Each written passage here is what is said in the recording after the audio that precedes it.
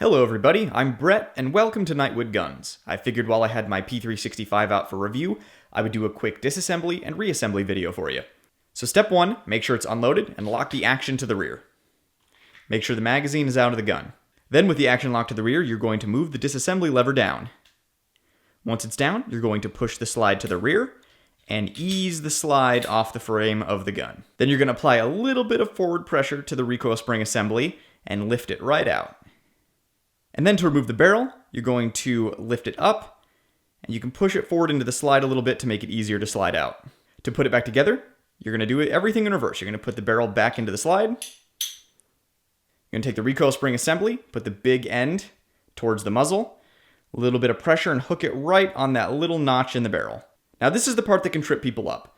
So if you try to reassemble it like this, it won't go back together, and sometimes you can't figure out why. There are two things that could be causing it. Number one is this little lever right here is flipped up. Just go ahead and push that down.